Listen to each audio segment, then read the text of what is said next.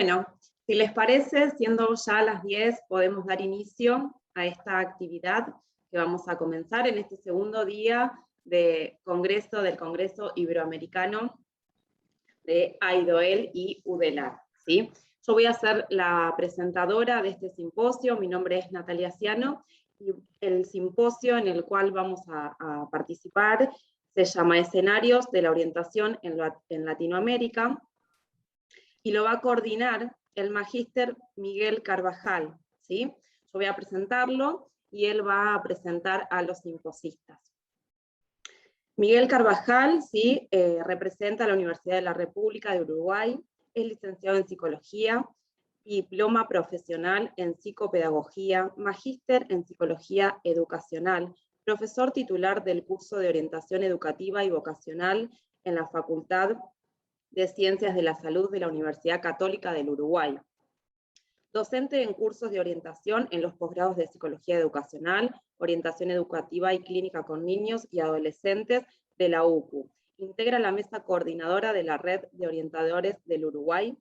Autor y coautor de publicaciones sobre orientación educativa y orientación vocacional y ocupacional. Integrante del Consejo Académico del Instituto Universitario de Psicoterapia Psicoanalítica. Bueno, Miguel, te cedo la palabra. Bueno, muchísimas gracias, Natalia.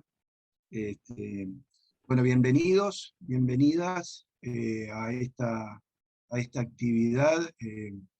Expresar la satisfacción con lo que fueron las actividades de ayer. Incluso hoy de mañana pude andar en la otra sala mirando un poquito.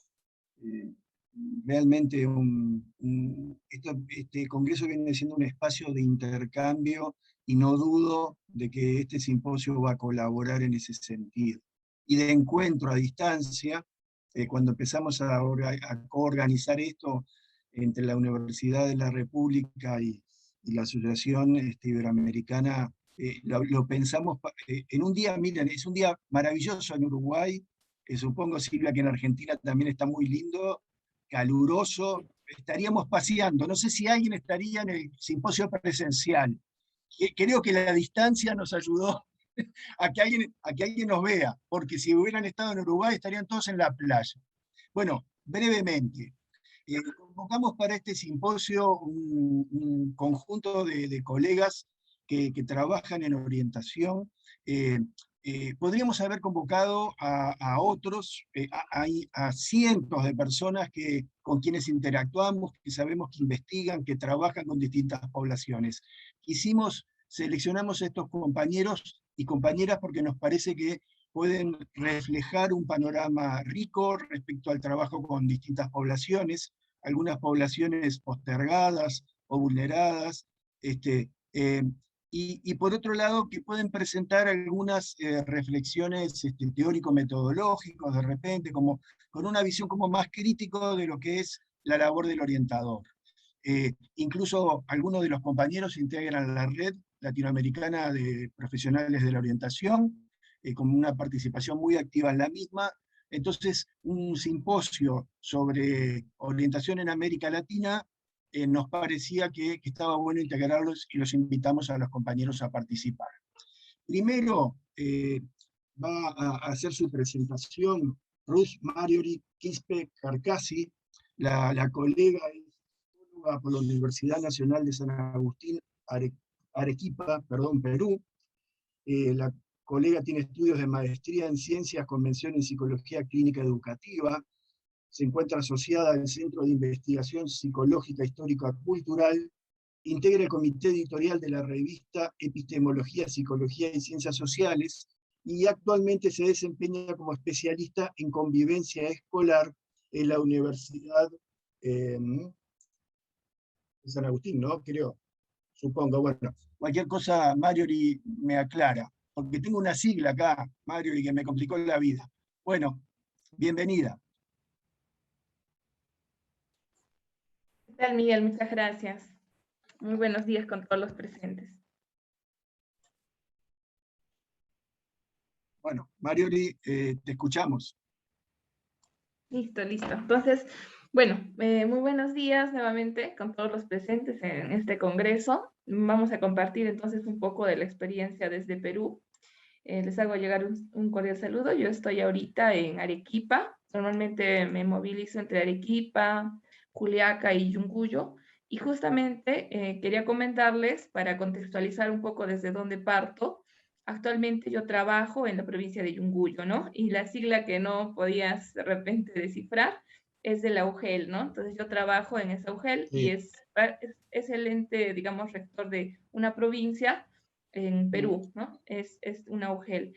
Y lo que yo hago en esa zona es de repente abordar muchos temas, pero el interés específicamente de la orientación vocacional surge desde mi trabajo de investigación de pregrado para poder acercarme a esta orientación vocacional desde una perspectiva más crítica. Entonces, actualmente estoy laborando en esta provincia y me gustaría un poco que conozcan las características culturales.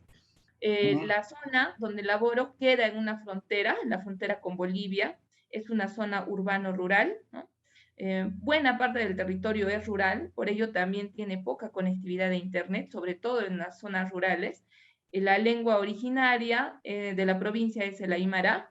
Sin embargo, actualmente se habla castellano también, ¿no? Entonces, en este contexto, que además tiene como actividad económica productiva la actividad agrícola, pero también hay una actividad comercial muy fuerte, ¿no? Entonces, ese es el contexto del que yo parto, en el que yo estoy laborando, y en ese contexto también, en esta pandemia, por ejemplo, se ha presentado un entorno desafiante, ¿no? Para la educación a distancia, un limitado acceso a servicios de conectividad, herramientas tecnológicas, por ser zonas rurales, ¿no? Y esto ha llevado pues también a aumentar de repente el tema de la deserción escolar, las desigualdades entre jóvenes rurales y urbanos, y han tenido dificultades en este momento justo de finalización de la educación secundaria, donde muchos se comienzan a preguntar qué hacer después, y ha habido justamente en ese momento un replanteamiento de sus proyectos de vida o una incertidumbre, ¿no? En qué deben esperar o qué deben pensar, qué podrían pensar para el futuro, y todo eso con las desigualdades que los acompañan, ¿no? Entonces, por eso es que, bueno, esta parte de mi disertación va a girar en torno a la orientación vocacional y la subjetividad de los adolescentes en ese contexto rural. Entonces, en este contexto que les mencionaba, el abordaje, quisiera plantear un poquito cómo es o cómo yo lo he visto desde mi punto de vista, el abordaje de la orientación vocacional en el Perú, ¿no? Que va a partir de una coyuntura que va más a analizar también la educación superior de la juventud peruana, ¿no? Por ejemplo, mencionarles algunos datos como que el más del 70% de adolescentes que egresan cada año del colegio no saben qué carrera estudiar, y esto aparece de estadísticas de un diario del 2014, pero esta cifra se mantiene, ¿no? Se mantiene por ahí, ¿no? 70% que no saben qué carrera estudiar, que tampoco es algo que hay que precipitar, pero es un indicador de repente de que muchas veces igual eligen qué hacer al salir del colegio, pero muchas veces esta incertidumbre es muy grande porque tampoco hay la preocupación del entorno por darles ese acompañamiento, ¿no? Así también más del 60% de adolescentes que terminan la secundaria ingresan a laborar casi inmediatamente, ¿no? Y sin realizar ningún estudio superior. Y eso también va acompañado con las limitantes del entorno, de repente de los factores económicos también que los acompañan, ¿no? Eso también ha sido un dato importante. Por otro lado, los jóvenes de zonas rurales se encuentran mucho más postergados que los jóvenes de zonas urbanas o céntricas. Por ejemplo, hay algunos datos, ¿no? Del acceso a la educación superior, donde, por ejemplo, el 41.3% sí tiene estudios superiores, sean universitarios o no universitarios, y en zonas rurales el 13% nada más cuenta con estudios superiores, ¿no? Eso también podría suponer un grado de vulnerabilidad, ¿no?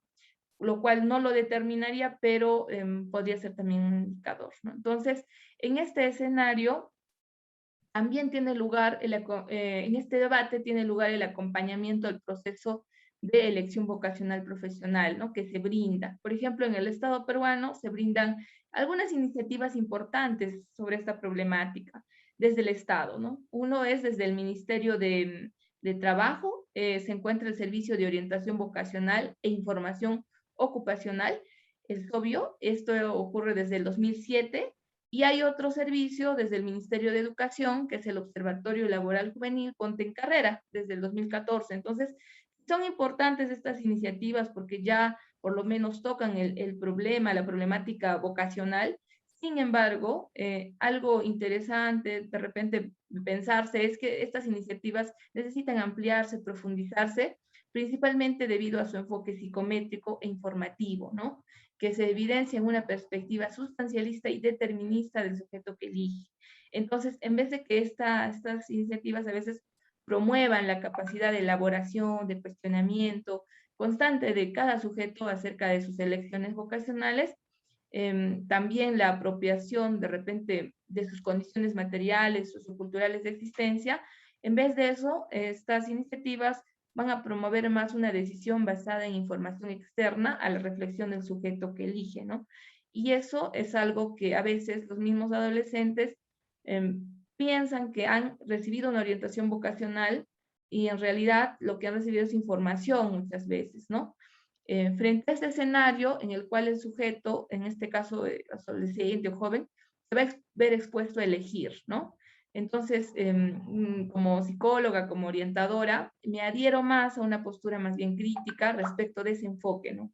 Positivista, psicométrico, informativo, que ha estado en la base, ¿no? De manera casi exclusiva de la investigación, de la intervención de las problemáticas vocacionales en mi país. En ese sentido, desde el enfoque teórico del que parto, pienso como referente los aportes de la psicología histórico-cultural y en específico de la teoría de la subjetividad, ¿no? De orientación histórico-cultural, que se va a encontrar, por ejemplo, en algunos libros como el de Subjetividad, Teoría, Epistemología y Método, del doctor Fernando González Rey, y este libro publicado en el 2017, así como muchos otros que ha publicado también el doctor, ya fallecido, van a ser importantes para pensar la subjetividad, ¿no? Y desde ese punto también me gusta pensar, acompañar la orientación vocacional. En este se entiende, por ejemplo, la formación y desarrollo de la persona humana en íntima relación con las prácticas, las producciones culturales, que es algo que interesa justamente cuando hablamos de poblaciones de contexto rural, ¿no? Y en esta relación que va a tener el sujeto va a producir sentidos, desarrollar configuraciones subjetivas, mediante las cuales se va a apropiar y posicionar singularmente de su contexto social, y eso es algo interesante cuando hablamos de la subjetividad, ¿no?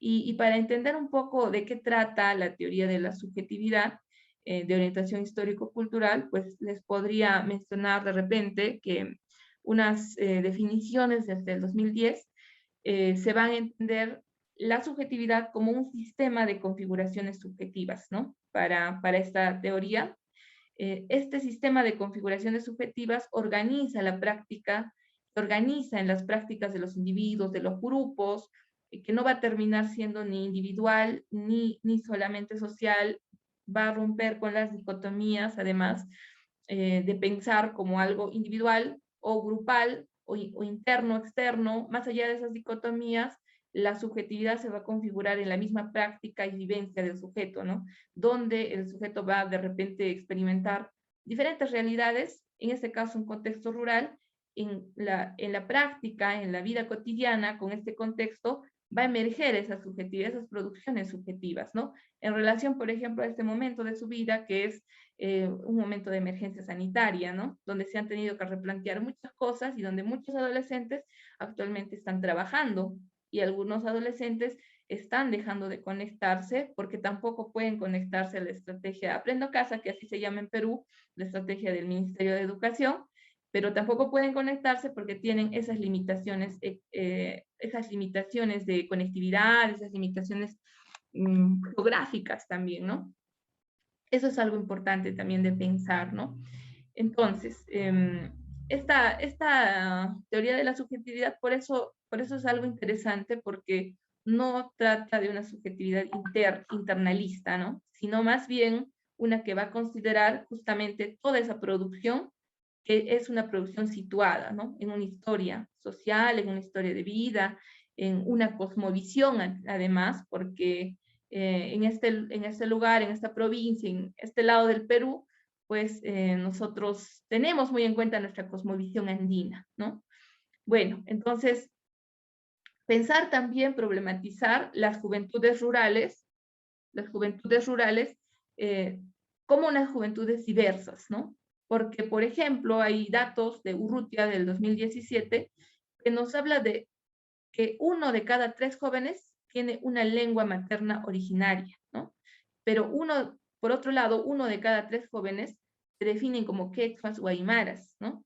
Y tienen una lengua materna, como lengua materna el castellano, ¿no? Lo que nos da cuenta de una identidad más compleja con respecto a generaciones anteriores, y es lo que se ve ahora, ¿no? La mayoría de los jóvenes rurales pues migran, y muchas de sus declaraciones, de sus testimonios en torno a una vida posterior a la educación secundaria va a girar en torno a la migración y a los desafíos que representa migrar y a los costos emocionales que también significa adaptarse a un entorno nuevo. Entonces, los jóvenes van a asumir identidades más complejas, ¿no? Que muestran justamente las transformaciones del mundo rural, ¿no? Va a considerar la etnicidad como punto de partida de su construcción personal, pero han recibido una educación más urbanizante que la de sus padres, por ser el castellano su lengua materna, ¿no? Entonces, a veces tienen una educación más urbanizante que muchas veces incluso puede a veces ser hegemónica, ¿no? Hegemónica en el sentido de que pueden dudar incluso a veces de su propia identidad o de cómo mantenerla. Hablo de la identidad aymara, ¿no? Cómo mantenerla, cómo repensarla también en ese camino, en ese tránsito a una educación superior o a unas mayores posibilidades económicas o de desarrollo, ¿no? Entonces, hay una noción interesante que a mí me gusta también retomar, es la noción de 5 vocación. minutos. Sí, listo, gracias. Es la noción de vocación que teoriza Sergio Rascobán, ¿no? Quien para superar las limitaciones de estas definiciones convencionales de vocación, utilizadas en las prácticas educativas y psicológicas, propone que la vocación no existe, ¿no? Porque no existe una vocación absoluta de cada persona, sino más bien procesos de construcción y reconstrucción en los itinerarios vocacionales de cada persona y formas nuevas de transitar sus proyectos de vida, ¿no? Singulares. Entonces, eso es interesante pensarlo también para ellos. Como orientadores, pienso, ya para finalizar, que podemos acompañar la elección del sujeto, ¿no? Esa es una categoría importante para la teoría de la subjetividad, el sujeto, provocando inductores que posibiliten la capacidad de agencia del sujeto, ¿no? Entendiendo el sujeto como aquel que va a entrar en tensión con lo establecido, produciendo caminos propios de vida, y a partir de esa tensión con lo hegemónico, que pueden ser las presiones, los mandatos que ocurren en ese momento de su vida, ¿no? Además de pensarlo como un sujeto parte de una historia de vida, de una cultura, de una comunidad, y que va a necesitar apropiarse de esa historia de vida personal, familiar y social, y reflexionar además los determinantes de su entorno, y entonces en ese acompañamiento se debe incorporar elementos de su contexto cultural, problematizarlos además. No se trata de pensar la elección como un momento final, ¿no? Que a veces ellos sienten esa presión porque su entorno, en la práctica, lo he ido viendo, su entorno lo ve así, ¿no? Como un momento final la elección, sino como un proceso de constante diálogo y reflexión consigo mismo y con su entorno, ¿no? Lo importante que es pensar también su propia cultura y su identidad, ¿no? En general, su identidad en general, repensarla también y acompañarla con esa elección de su carrera profesional, ocupacional, ¿no? Listo, muchas gracias. Este sería mi aporte. Gracias, Miguel. Bueno, ahora le voy a dar lugar a Silvia Gabriela Vázquez. Silvia Gabriela es argentina, psicopedagoga, escritora y maestranda en educación. Es directora de la Cátedra de Responsabilidad Social Universitaria y coordinadora del Departamento de Orientación Vocacional en la Universidad de la Marina Mercante de Argentina, y además es directora de Asuntos Académicos de la Red Latinoamericana de Profesionales de la Orientación, RELAP, entre otras cosas. Bueno, Silvia, bienvenida. Muchas gracias, Miguel. Buenos días. Es un placer estar compartiendo este espacio con estos colegas con quienes ya hemos trabajado en otras oportunidades, así que muy contenta de poder participar. Mi exposición tiene entre los temas abordar el rol del orientador vocacional como tutor de resiliencia, como un tutor que acepta incondicionalmente, que no coloca el acento en pruebas estandarizadas o en respuestas rápidas, sino que invita a pensar. La idea es que podamos reflexionar sobre nuestro rol como aquellas personas que escuchan, preguntan y acompañan a cada orientado en la construcción de su propósito, mientras fomenta la responsabilidad con el bien común. Hace 20 años que me dedico a orientación vocacional en distintos ámbitos, en hospitales, en escuelas, en universidades, y lo que pude comprobar es que lo que valoran más los jóvenes y los adultos que hacen orientación es poder ser puente, es poder participar en el tejido de redes para que cada persona se comprometa con su futuro, se comprometa con su proyecto. Y esta es un poco la mirada que quería compartir, donde lo importante no es el resultado de un test estandarizado, sino todo aquello que se puede pensar en conjunto, que se puede pensar para que los sueños que cada persona tiene se conviertan en proyectos, que esos proyectos no solo tengan que ver con la propia vocación, sino también con aquello que se puede brindar a los demás. Por eso, hace un tiempo propuse la noción de compromiso social aplicado, porque creo que en esos proyectos vocacionales, cuando el compromiso no es solo con el propio proyecto, sino también con el bien común, ese proyecto se cumple mejor, permite que otros también lo disfruten y crezcan. ¿Y con qué tiene que ver toda esta mirada? En principio con el enfoque de resiliencia, con tener en cuenta las fortalezas de cada persona y las fortalezas que nos hacen comunidad, aquello que compartimos. La resiliencia se basa en determinados pilares, como la autoestima, el compromiso con el otro, los buenos vínculos, la creatividad, la introspección, la iniciativa, la independencia. Trabajamos todos esos pilares en los procesos de orientación que llevamos a cabo desde hace 15 años en la Universidad de la Marina Mercante, con estudiantes de escuelas secundarias, y algo que caracteriza este espacio son los encuentros de diálogo intergeneracional, porque creemos que en esos encuentros se puede construir resiliencia individual y comunitaria.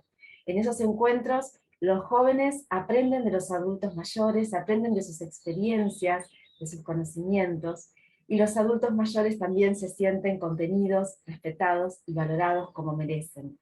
En ese intercambio, en ese diálogo intergeneracional, trabajamos entre otras cosas el Ikigai, ¿no?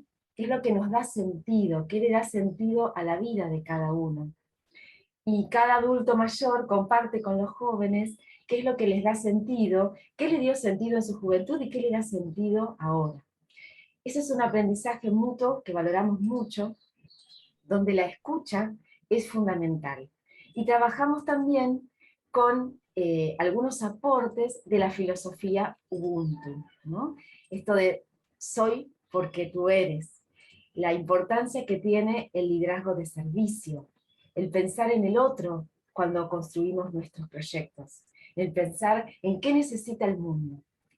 Sabemos que estamos en una época de muchos cambios, de incertidumbre, no solo por la pandemia, sino que ya desde hace muchos años vivimos en esta situación incierta, donde nadie sabe muy bien cuáles van a ser las carreras más importantes o más demandadas, mejor dicho, en el futuro, en un futuro cercano. Pero sí sabemos que hay determinadas habilidades llamadas soft skills, o habilidades suaves o blandas, que van a ser absolutamente necesarias para desempeñarse en esos trabajos que aún no existen. Una de esas habilidades es la empatía, otra es el compromiso, el diálogo, la escucha, el diálogo en todo sentido, intergeneracional, intercultural, interreligioso. Entonces, si trabajamos la importancia del diálogo, La importancia de pensar en el otro, de escuchar, de construir en conjunto. Vamos a estar brindando herramientas para que los chicos que ahora tal vez tienen dudas porque ven que nadie sabe a ciencia cierta cuáles van a ser esas carreras o esas profesiones más demandadas, se capaciten y estén preparados para afrontar con resiliencia esos tiempos nuevos, esos tiempos de incertidumbre. Avísame por favor, Miguel, no me quiero pasar del tiempo. Sí, perfecto, no. Te aviso cuando queden 5. Perfecto, muchas gracias. Bien, entonces les contaba que venimos trabajando desde hace 15 años con todas estas ideas de Ikigai, de liderazgo de servicio, de diálogo intergeneracional y compromiso social aplicado. ¿Para qué? Para lograr una comunidad con un mayor estado de resiliencia, palabra que se puso de moda en el último año y medio, pero que existe en la humanidad desde que el mundo es mundo, ¿no? Sabemos cuántas comunidades afrontaron dificultades, desde fenómenos, catástrofes naturales, hasta guerras, ¿sí? Situaciones muy difíciles, y cómo han salido adelante. ¿Cómo salieron adelante? Uniéndose con esta idea de ser porque tú eres, pensando en conjunto, construyendo pensando siempre en el bien común. Y aquí traigo algo que también trabajamos en los talleres de orientación, que solemos llamar en la universidad talleres de orientación socialmente comprometida, porque trabajamos también con los objetivos de desarrollo sostenible. Como ustedes saben, los objetivos de desarrollo sostenible son 17, se formularon en el 2015 como una reformulación de los 8 objetivos de desarrollo del milenio propuestos por la ONU.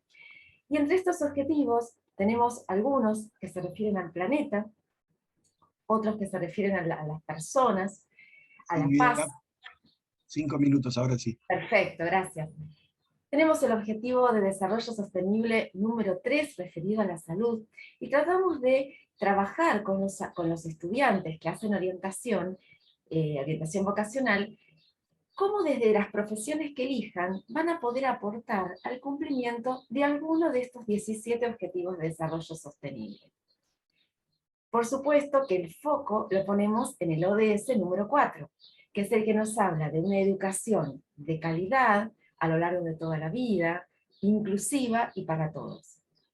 Creemos que trabajar los objetivos de desarrollo sostenible en los procesos de orientación vocacional ayuda a que estos proyectos de cada uno de los orientados tenga además un componente de compromiso social, ¿no? De ayudar a que no solo se cumpla su propio proyecto, sino, y perdón por ser tan reiterativa, pero ahí está el foco, sino que ayude también a que esos sueños que son de su comunidad, y por supuesto lo podríamos ampliar, ¿no? a una comunidad extensa e incluso a nivel mundial, que esos proyectos propios ayuden a cumplir sueños comunitarios.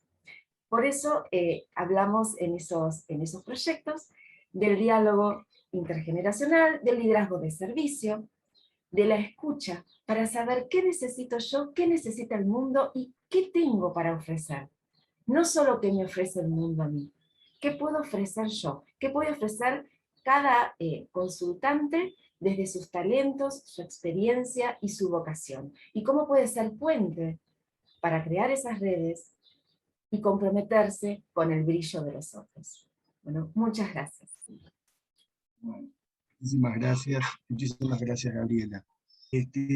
Y ahora vamos a darle participación a Marcelo Ribeiro. Bienvenido, Marcelo. Marcelo es doctor en Psicología Social, máster en Psicología del Desarrollo Humano, experto en asesoramiento para la carrera y licenciado en Psicología por la Universidad de San Pablo. Actualmente es profesor de pregrado y de posgrado en el Instituto de Psicología de dicha Universidad de Brasil. Y si Marcelo me deja, autor de esta publicación, que para mí ha sido de muchísima utilidad, en tanto soy profesor universitario de orientación, coautor de Compendio de Orientación Profesional y de Carrera, Enfoques Teóricos Contemporáneos y Modelos de Intervención, donde Marcelo y unos colegas allá de Brasil hacen una obra que es muy buena para situar la historia de la orientación y los distintos modelos de intervención. Así que, Marcelo, los orientadores, te lo agradecemos. Bueno, Marcelo. Buenos días a todos, a todas. Es un honor y un placer estar aquí con todos ustedes. Voy a discutir las posibilidades y límites de asesoramiento para la carrera con trabajadores y trabajadoras informales. Podemos empezar diciendo que las prácticas de asesoramiento para la carrera se basan en gran medida en las epistemologías del norte, sin tener en cuenta las especificidades locales. Además, suelen dirigirse a jóvenes de clase media alta, estudiantes universitarios y profesionales con estudios superiores. Y no es este público predominante en los contextos latinoamericanos, formado principalmente por trabajadores informales con baja cualificación. Dados recientes de la realidad brasileña han mostrado que su población económicamente activa contaba con 17% de personas con estudios universitarios, 38% de ellas estaban empleadas, 40% trabajaban en trabajos no protegidos, no regulados, informales, 15% de empleados, 51% fueron considerados trabajadores de baja calificación. Entonces, importante este contexto para nuestras reflexiones. De acuerdo con ese escenario, impactado por la crisis pandémica, ¿cuáles serían los principales desafíos para el campo del asesoramiento para la carrera? En primer lugar, incorporar nuevas epistemes en línea con los avances en el campo de la ciencia. En segundo lugar, contextualizar las teorías y las prácticas, como las colegas han dicho en sus ponencias. En tercer lugar, tratar la flexibilización de las carreras. En cuarto lugar, ese es el punto más importante, ampliar y diversificar el público atendido. Voy a hablar un poco de esto. En quinto lugar, tratar de la crisis post-pandémica que afectó de manera diferenciada a las distintas personas de las distintas regiones del mundo. Y por último, incluir en nuestras prácticas proyectos de transformación social. Creo que este es un punto importante también. Buscando ampliar y diversificar el público atendido y basado en un programa de investigación e intervención en curso, propongo una intervención específica para los trabajadores informales, analizando lo que sería necesario para comprender su vida de trabajo y construir un asesoramiento contextualizado y significativo para ellos. Para ello responderemos a 3 preguntas. ¿Qué significa trabajar de forma no regulada y ser un trabajador informal? La primera pregunta. ¿Cuáles son las principales bases para un asesoramiento para la carrera específico contextualizado para este grupo? ¿Cómo podemos ayudar a los trabajadores informales a reflexionar sobre su vida de trabajo y planificar su futuro mediante una intervención de asesoramiento? Empezamos por la primera pregunta. ¿Qué significa trabajar de forma no regulada y ser un trabajador informal? En primer lugar, significa trabajar sin protección social en situaciones potencialmente vulnerables. Sin embargo, el trabajo informal no es necesariamente sinónimo de trabajo precario, ni no es lo contrario del trabajo formal. Es importante. Preferimos plantear un continuo que va desde la desprotección extrema y la precariedad hasta la protección extrema con niveles intermedios, produciendo grados de formalidad e informalidad. En segundo lugar, podríamos decir que la informalidad es una cuestión de orden estructural y constitucional del mundo laboral latinoamericano, desafortunadamente, creo, debo decir. Por último, trabajar en la informalidad produce diferentes significados y experiencias, y debemos intentar ayudar a las personas a construir trayectorias del trabajo decente en la informalidad. La segunda pregunta. ¿Cuáles son las principales bases para un asesoramiento para la carrera específico y contextualizado para este grupo? Primero, no debemos tomar las concepciones hegemónicas como verdades para todos. Por ejemplo, el discurso social del empleo, la educación universitaria como únicos medios para construir una trayectoria de trabajo decente. Segundo, Debemos buscar conocer la vida cotidiana y los significados laborales producidos por los propios trabajadores, para entender, por ejemplo, qué es una carrera para ellos. Tercero, debemos buscar la creación de un trabajo decente en la economía informal, basado en la idea de garantizar la protección social para todos y para todas. En cuarto lugar, debemos ayudar a todos los trabajadores de muchas maneras diferentes para hacer posible la construcción de trayectorias de vida laboral decentes. En el quinto lugar, creemos que las propuestas de asesoramiento podrían contribuir a este propósito.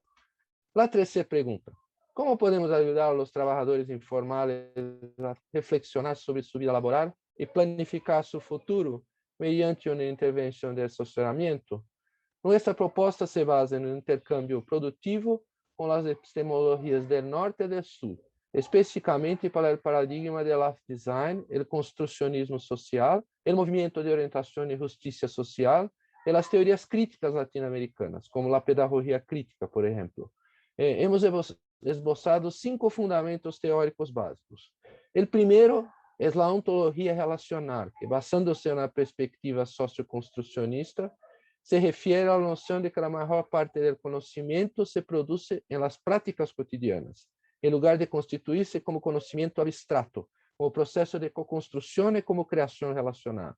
En segundo lugar, segundo el paradigma del life design, la narratabilidad es la capacidad relacional de narrar la propia historia de vida con sentido y significado compartido con los demás.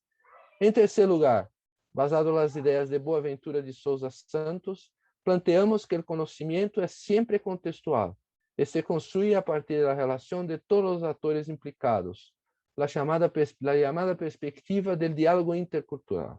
El diálogo intercultural hace posible que el asesoramiento para la carrera puede ser ofrecido por alguien de un grupo cultural diferente al que lo hace. En cuarto lugar, pasándose a las ideas de Bruno Latour, lo híbrido se refiere a un tejido de conexiones donde el denominador común es la combinación de muchas cosas de órdenes distintas, que da como resultado algo excesivo, por lo contrario, algo que falta. Ninguno de ellos encaja en categorías puras o fijas. Al contrario, encaja en categorías híbridas. La articulación entre los términos híbridos y monstruosos construye el mundo actual. Por ejemplo, los trabajadores informales se muestran socialmente primero como monstruos o emergentes relacionales diferentes de los habituales, como anómalos, fuera de una orden.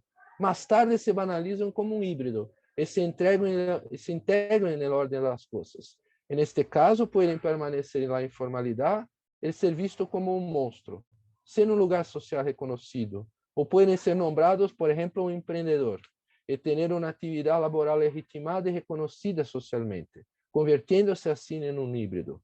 Las compresiones híbridas son una posibilidad para desconstruir, construir y reconstruir el conocimiento y producir prácticas contextualizadas sin pasarse necesariamente en las hegemonías dominantes o conceptos universalizantes. Y por último, basada en la pedagogía crítica sudamericana, la asunción del cliente como un agente de sus derechos, un agente de elecciones. Esto debería constituir una norma ética que sustente el asesoramiento para la carrera. El enfoque práctico propuesto tiene 7 estrategias basadas en los 5 fundamentos teóricos. En primer lugar, el orientador actúa como intermediario, más de como un orientador propiamente dicho. En segundo lugar, centra-se en el proceso, porque entende el proceso personal de construcción de proyectos es más importante que definir un proyecto concreto en un momento vital determinado. En tercer lugar, el asesoramiento es un proceso sucesivo de co-construcción en el que no se realiza a través de estrategias preestablecidas que se aplican en el momento de asesoramiento, sino una estrategia que se construye a través de un proceso de co-construcción entre el orientador y los clientes, basado en los conocimientos y prácticas de ambos. En cuarto lugar, trabaja sobre la base de una hermenéutica diatópica, como ha propuesto Boaventura de Souza Santos, que se refiere al proceso de interpretación hermenéutica realizado entre personas ou grupos em posições socioculturais diferentes e desiguais. Nessa relação, o diálogo intercultural se genera entre conhecimentos diferentes e desiguais. Por exemplo, entre os conhecimentos técnicos de los orientadores e os conhecimentos cotidianos de los clientes. Um bom exemplo de esto é quando uma pessoa cuja vida de trabalho está marcada predominantemente por trabalhos informais busca ajuda para pensar sua carreira. Os orientadores suelen ter pouca experiência personal no trabalho nesse setor do mercado laboral, porque lo necessitan el conocimiento del cliente para poder ayudarle en el proceso de construcción de proyectos de carrera. Parafraseando Paulo Freire, podemos dizer que estes processos devem ser forjados com os outros, não para os outros. Em quinto lugar, o assessoramento propõe uma validação discursiva de conhecimento com o cliente, como protagonista do processo. A validação discursiva deve entender-se como uma estratégia através da qual o orientador intenta validar o conhecimento personal de los clientes sobre si mesmos e sobre seus contextos, com o fim de ajudar-lhes a desenvolver um projeto de carreira e a tomar decisões sobre a mesma. Em sexto lugar, o assessoramento se realiza preferentemente mediante estratégias grupais e comunitárias, para ajudar as pessoas em situação de vulnerabilidade sociolaboral a alcançar objetivos educativos e laborais, compartilhando apoios e actuando como intermediário das relações entre eles e os atores e instituições da comunidade. E, por último, a construção de uma consciência crítica permite às pessoas, em primeiro lugar, experimentar e compreender que as relações sociais são sempre políticas, representam distribuições desiguais de poder e culturais, se produzem no meio. Em segundo lugar, podem dar-se conta do lugar que ocupam as relações de poder. Por último, intentam encontrar possíveis alternativas para cambiar sua situação mediante a construção de projetos de trabalho decente. Em síntese, o objetivo principal do assessoramento é brindar apoio para a construção de um lugar no mundo laboral, negociado através de diálogo intercultural, mediado por el orientador, que deve ser visto como um agente comunitário, mas como orientador de indivíduos. Muchas gracias, e como se diz em português, muito obrigado.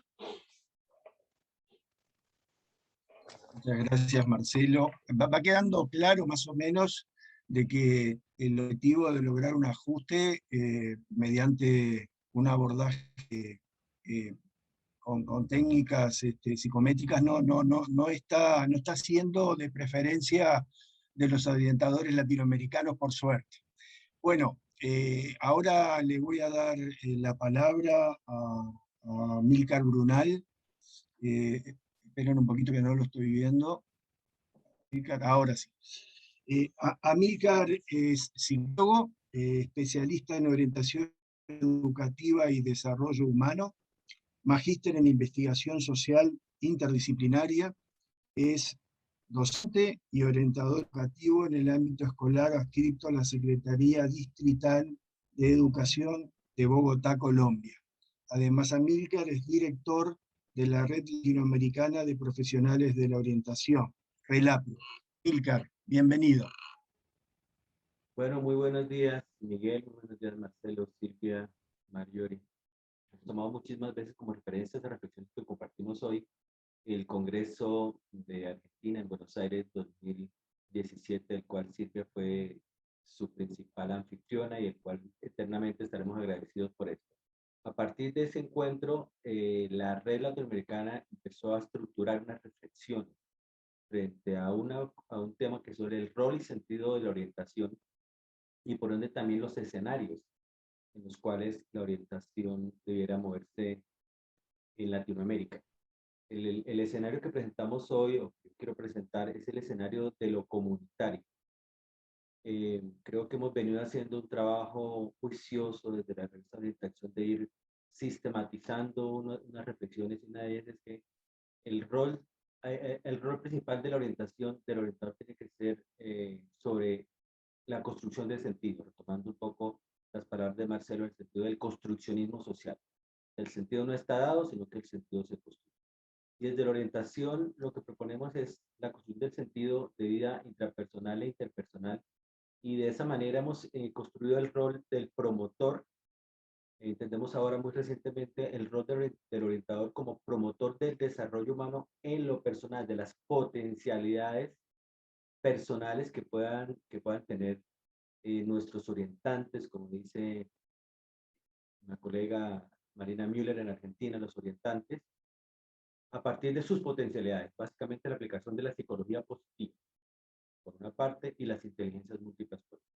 En el segundo capítulo del orientador como promotor de desarrollo académico, pues allí creo que justamente caben de manera perfecta las ponencias que hemos escuchado, tanto la de Silvia, la de Marcelo, como la de Ruth, aunque la de Marcelo tiene más la connotación social. Decimos que en esa parte de lo académico hemos avanzado en la concepción. Entendemos el rol del orientador, no unas funciones específicas. Aquí en Colombia pecamos mucho de la orientación subdividida en 13 funciones, 14 funciones que nos atomiza totalmente el trabajo y que finalmente no sabemos qué es lo que estamos haciendo porque hacemos demasiadas cosas.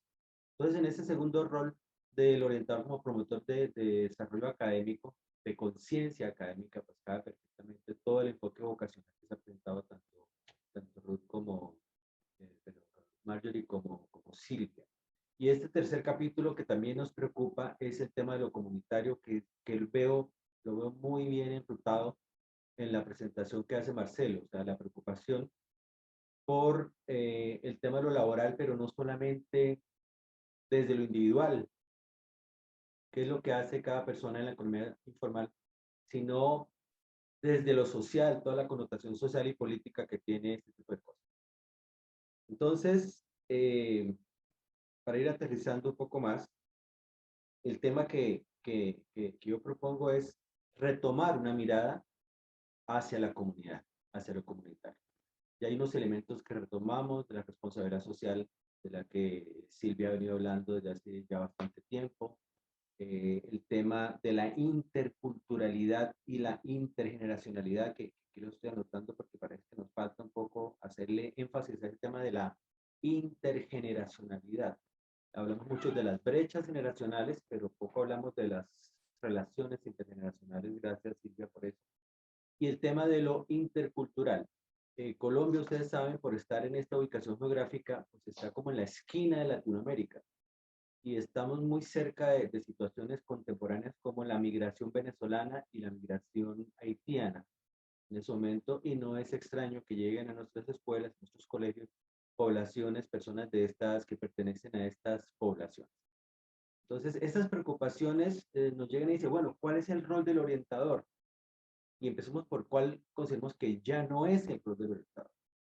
Consideramos que ya no es el rol del orientador ese enfoque asistencialista del trabajo comunitario. En los años 80, 90, las oficinas de orientación en Colombia se llenaban de bultos de ropa usada, se llenaban de artículos de aseo para repartir, se llenaban de, no sé, cualquier tipo de cosas, hasta de guardarle objetos a las personas de la comunidad, balones, una desvirtuación total de lo que se llamó en su momento el modelo de servicios. Pues pensamos que esa etapa ya está superada. También está superada la etapa de entender al orientador como el trabajador social, que iba de puerta en puerta, haciendo visita domiciliaria, metiéndose un poco en los asuntos de la gente, mirando a ver cómo vivían, qué comían, si tenían 2 o 3 baños, si tenían uno solo, si dormían en una cama o 2. Creo que eso también está superado, porque pues nuestro ámbito no es tanto el ámbito doméstico, sino el ámbito escolar. Entonces, si eso no es, ¿qué es lo que nosotros pensamos que debe ser? Y aquí retomamos nuevamente a Gabriela, porque, bueno, en principio, antes de eso, pensamos que el rol de la orientación, sobre todo si miramos la situación de los colegas en Venezuela, de la comunidad en Venezuela, puede ser, no para todo el mundo, pero puede ser volver a la economía solidaria. Volver a la economía solidaria tiene que hablar, básicamente, hablamos de cooperativismo. No existe otro modelo alternativo al capitalismo salvaje, sino la economía solidaria. El sistema económico capitalista pues es totalmente apabullante, es totalmente impositivo, y solamente la economía solidaria del cooperativismo da una alternativa diferente. Entonces, en lo personal también me ha dado un poco esa tarea, no tanto de la promoción del cooperativismo, sino que en las comunidades educativas en este trabajo, promover el trabajo que otros hacen, el emprendimiento social, familias que con sus propios recursos, como aquí decimos, con las uñas, sacan adelante un emprendimiento, hacen bisutería con materiales reciclables, hacen trabajos, pequeños trabajos a domicilio, etcétera, etcétera. Pero consideramos que hace falta algo más, que quedarnos allí tampoco es suficiente, y tampoco es para todo el mundo. Tampoco podemos decir que desde allí se tiene que construir ese rol de la orientación para todos, pero es una vía posible interesante que todavía está por explorar. Y donde recientemente hemos venido discutiendo con Silvia Carmona de Argentina y con Diana Marcela Méndez de Colombia en unos conversatorios a los que nos han invitado en República Dominicana, tiene que ver con ese papel de el estudio del tema del bienestar o la salud mental de los mismos orientadores. Entonces, bueno, es que nosotros somos parte de la comunidad.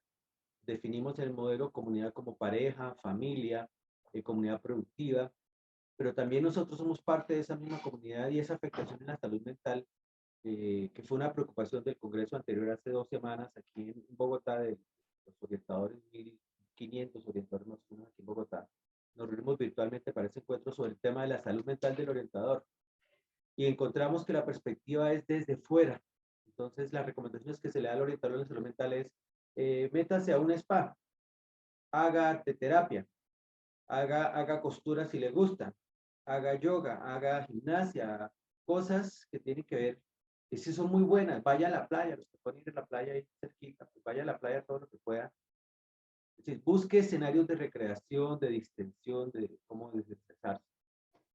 Y eso está muy bien, pero esas son alternativas que tienen que ver es con sacar, o sea, evadir el problema de alguna manera. Yo me voy a hacer arteterapia, los que les gusta la música, pues vamos a quitar un rato, y eso es muy bueno y ojalá lo pudiéramos hacer con más frecuencia, pero eso no me permite enfrentar el burnout, el síndrome del orientador quemado aquí se da, es porque no se reconoce en las comunidades educativas que el trabajo de la orientación sea trascendente, sea importante, que lo que estamos haciendo no se ve en la mayoría de los casos como algo fundamental, sino en el mejor de los casos como un plus, como un valor agregado, casi que como un acto decorativo, como algo adicional que puede estar o puede no estar, ya que no está orientado, porque no pasa nada. Pues no es mi caso porque me acaban de llamar, me tengo que ir a trabajar. Pero lo que quiero mencionar tiene que ver con que la salud mental entendida como buscar afuera esa solución, no dentro de la institución en donde yo estoy laborando. No sé si está bien el sonido. Quedan 5 minutos. Perfecto, listo. Entonces, en estos últimos 5 minutos, quiero decir, bueno, enfocamos el tema del trabajo solidario como una posibilidad alternativa de trabajo del orientador, pero desde 4 elementos teóricos que también nos ha mencionado Silvia Gabriela de alguna manera. El liderazgo empático, no el liderazgo por una parte y la empatía por otra, sino el liderazgo empático, ambas habilidades sociales. Y la alteridad asertiva, pensar en el otro, la visión de Maturana, de preocuparse por las implicaciones del otro, pero de manera asertiva, no de manera lastimera, ¿no? Yo me preocupo por el otro porque me da lástima. No, no es en función de la lástima, es en función de qué podemos construir juntos. Y el último enfoque, lo más contemporáneo, tiene que ver con el orientador como un estudioso, como un investigador de la cultura contemporánea. ¿Cómo lo investigamos y cómo lo ha venido haciendo Silvia Gabriela? Yo aquí la mitad de las posiciones, retomar a Silvia Gabriela, es estudiar el Ubuntu, estudiar el Ikigai, pero estudiar también el Fika sueco, estudiar el Juga danés, estudiar inclusive el cristianismo como filosofía de vida, y de eso extractar básicamente la siguiente, o sea, construir la siguiente definición. ¿Cómo le encuentro sentido a la vida? ¿Cuál de estos estilos de vida me permiten encontrarle mejor sentido a la vida? Seguramente si miramos el Ubuntu es la mejor definición de el sentido de vida en lo comunitario. Si miramos el Ikigai, es el mejor sentido de vida en el hacer, mientras que el Ubuntu habla más del estar, la dimensión del estar, el Ikigai habla más del hacer. Pero hay otras filosofías de vida que nos hablan más del tener, de unas actitudes fundamentales, de unas emociones fundamentales. Entonces, por eso apenas cabe justamente en esta última reflexión esa pregunta. Bueno, ¿cómo construimos a partir? O sea, bueno, se me queda un poquitico de afán. Ayer estuve hablando con una colega colombiana en Canadá y nos decía, bueno, esa transición de emigrar a otro país, los latinos que emigran a países de otra lengua, de otra cultura, de otro clima, ¿qué estilo de vida pueden construir? Esa es una buena oportunidad para construir un nuevo estilo de vida. ¿Será que es posible construir un estilo de vida Ubuntu en Canadá, o un Ikigai, o un Juga? Pronto el Juga danés, que es como el placer de estar en casa, puede que sea más apropiado. Pero en eso vamos, en retomar un poco, y sabe usted, Sánchez, como investigador social, pues vamos recogiendo las migas de pan que otros van dejando. Y creo que hemos recogido bastante el trabajo que otros han venido haciendo. Por eso nuestra última postura frente a lo comunitario no es tanto el instrumentalismo del cooperativismo puro, sino más bien de que las personas, de poderle presentar a las personas este panorama de estilos de vida que pueden construir tanto desde lo contemporáneo como desde lo tradicional, y reflexionar sobre eso. No es darles recetas, no es darles respuestas a las personas, es hacer las preguntas y, bueno, ¿cómo quiere construir un estilo de vida que tenga más sentido? Entonces, así le llamamos, estilos de vida con sentido. Creo que es allí donde queremos retomar la situación, y también, bueno, le damos gracias muchísimo a todos los participantes entre el APRO, a SINAPRO, a IOEL, y obviamente muchísimas gracias por este espacio, por este evento, y a todos los colegas que van dejando su granito de arena, que vamos recogiendo su miga de pan, que téngalo en cuenta que siempre la tenemos en cuenta. Muchísimas gracias. Bueno, yo termino de tomarme mi tinto. Tinto, claro, por suerte no se ha notado que estás tomando el tinto, te hemos visto bastante gente, amiga. Bueno, digo, por lo del tinto nuestro. Bueno, bueno, primero agradecerle, antes de abrir un espacio para dialogar juntos, esta era la idea, bueno, a Mariori, a Silvia Gabriela, a Marcelo y a Milcar, queda muy claro que Marcelo hablaba de las epistemologías del norte, Mariori hablaba del positivismo. Hay algo que nos queda claro, es que no vamos a encontrar un modelo único, no vamos a encontrar un marco teórico único, ¿no? Cada comunidad, cada espacio donde trabajemos los orientadores van a ir encontrando los modelos y van a poder dialogar entre modelos, entre autores. Dialogar además, ayer Mirta hablaba de la praxis, ¿no? Del trabajo de la orientación como una praxis, ¿no? Como este diálogo entre la teoría y la práctica que se retroalimenta. Así como Mariori hablaba de que tomaba el concepto de Sergio Rascobán, que Sergio para movernos un poco, sacudirnos, dice la vocación no existe, y todo el mundo queda, ay, ¿cómo que no existe? Nuestra identidad profesional en cuestión, y ser clara, no existe porque es un ser siendo, es en permanente construcción. Hoy me pienso de una manera, mañana me pienso de otra, ¿no? Revisar incluso aquella concepción añeja de la identidad de los individuos como algo que se cristalizó en la adolescencia y ya estaba cristalizado, ¿no? Tiene que ver con un tiempo del pensamiento.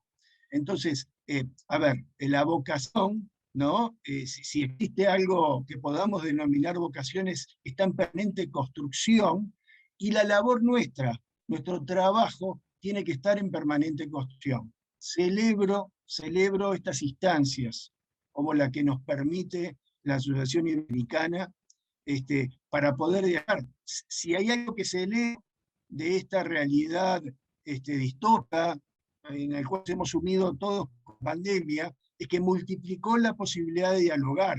Amílcar hablaba de los conversatorios, hubo de Relapro, de la misma Asociación Iberoamericana, ¿no? La posibilidad de que dialogáramos entre nosotros, que no solamente viajando como viajamos al Congreso de Relapro en Buenos Aires, o en Córdoba, el pasado Congreso anterior de la Asociación Iberoamericana, sino esta posibilidad de poder dialogar entre todos. Entonces yo quisiera ahora abrir 2 minutos para que cada uno de ustedes haga una mención, Amílcar medio que lo empezó a hacer, como retando conceptos de los compañeros. ¿Quieren en 2 minutos hacer algún comentario acerca de la experiencia de los compañeros y después abrimos a algún comentario que haya llegado por el chat? ¿Les parece? ¿Te parece, Miguel? Bueno, ¿quién quiere hacer un comentario? Si te parece, Miguel y compañeros, yo inicio retomando algo que se me olvidó un momento de mencionar, y retomar la pregunta desde que el mundo es mundo, o de que la sociedad es sociedad. Retomo un estudio o una afirmación de Margaret Mead, una antropóloga, que dice que la sociedad empezó a ser sociedad cuando alguien se preocupó por sanar las heridas de otro. Cuando se encontraron vestigios de que una persona había tenido una fractura en la pierna y alguien se preocupó por vendar esas fracturas, allí empezó a surgir el concepto de sociedad, de comunidad. Entonces, frente a eso, y también retomando un comentario que hace Jairo desde Costa Rica, hablamos de eso, de preocuparme por mi bienestar tiene que ver con preocuparme por el bienestar de otros. O sea, no puedo estar en un lugar en donde solamente el bienestar que importa es el mío. Entonces, el bienestar tiene que ver con el bienestar del otro. Y desde una perspectiva existencial, es tener, hacer y estar, pero también estamos con el otro, el sentido de estar con el otro. Porque es el otro quien me posibilita realizar mis necesidades humanas de identidad, del que hablaba Marjorie, interculturalmente. No solamente subsistencia y protección, sino identidad, afecto, participación, creación, recreación. Dense cuenta, notemos que todas estas necesidades se realizan es junto con el otro. Entonces, obviamente, no podemos dejar de lado ese tema de que somos parte de la comunidad y que no podemos desconocer el bienestar, entre comillas, más que el bienestar, el sentido del orientador en la institución donde labora, ya sea institución educativa, institución organizacional, cualquier otro tipo de institución. Entonces le agradecemos también a Jairo que nos ha invitado a compartir este tema del bienestar. Estamos trabajando justamente en eso. Este próximo sábado tenemos reunión. Anótale ahí, Silvia, Carmona, para estructurar mejor esta propuesta. Muchas gracias. Amílcar, ayer hubo un simposio donde colegas argentinas trabajaron sobre eso también, ¿no? Sobre el autocuidado, el cuidado de los propios orientadores, ¿no? El cuidado de los que cuidan. Yo creo que las cuatro participaciones, las 4 participaciones tienen en común esto de jerarquizar el encuentro con el otro, ¿no? Poner el encuentro con el otro por arriba de las técnicas, por arriba de las actividades. Las técnicas y las actividades están en función del encuentro con el otro, de permitir que se piense, que piense su situación, que revise críticamente su situación y que tome conciencia que es producto social, que es producto de contexto y que eso es posible reformularlo, repensarlo. Y esto también nos queda a nosotros, a los orientadores, que nos formamos en algunos velos, que los revisamos, que intercambiamos. Bueno, muchísimas gracias a Amílcar. Le doy la palabra a alguno de los compañeros o compañeras que quiera participar. Marcelo. Creo que lo más importante es esto, que reconocer que la producción de conocimiento se hace por todas las personas involucradas en la relación. Considerar la otra persona, el cliente, la comunidad como agentes de producción de conocimiento es muy importante para nuestro rol. como orientadores, porque muchas veces tenemos nuestro lugar, nuestro rol como orientador, tenemos que resolver todo por la persona, y no. La idea del encuentro de orientación, como Amílcar ha planteado, es bueno. Creo que es la idea, reconocer que hay muchos tipos de producción de conocimiento, y todos esos tipos deben estar por dentro del encuentro en la orientación. Muy bien. Bueno, muchísimas gracias. Silvia, Bueno, Marjorie. gracias. Yo también quería comentar, ¿no? Que sí me parece importante y creo que también encontramos en común esto de valorar el encuentro con el otro, y el otro no solamente, como decían, individualmente, sino pensarlo en su comunidad, ¿no? Pensarlo en su contexto cultural, social. Y eso me parece importante porque muchas de las prácticas que he visto, que he ido recogiendo, son prácticas que no están a veces pensadas desde el sujeto, ¿no? O desde el sujeto social, desde el sujeto individual, no están pensadas desde ese sujeto, y a veces son prácticas que no responden a lo que realmente se está preguntando esa persona, ¿no? Entonces creo que es importante esto por eso planteaba de la subjetividad, pero preguntarse también qué se moviliza en esa subjetividad en ese momento, ¿no? En ese momento de vida que está teniendo esta persona, que puede ser un adolescente o, como Marcelo también proponía, un trabajador ya, ¿no? En pensar también esa orientación en cualquier etapa de la vida, ¿no? Entonces creo que en común podríamos pensar esto del encuentro con el otro, de los espacios dialógicos reflexivos, ¿no? Que se pueden generar para repensarse siempre continuamente, ¿no? Sobre esta vocación, entre comillas, y bueno, pensar qué hacer, cómo encontrarle el sentido a la vida, como decía también Amílcar, ¿no? Muchísimas gracias.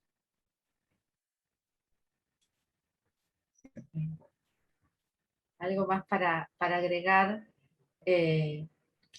Hace unos años, en el 2016, definíamos en conjunto con Amílcar a la orientación como un proceso de asesoría al fenómeno existencial de la búsqueda de sentido y la construcción social de proyectos de vida. Para esa construcción necesitamos entendernos, ponernos en el lugar del otro, dialogar, que creo que es lo que estamos haciendo en este encuentro.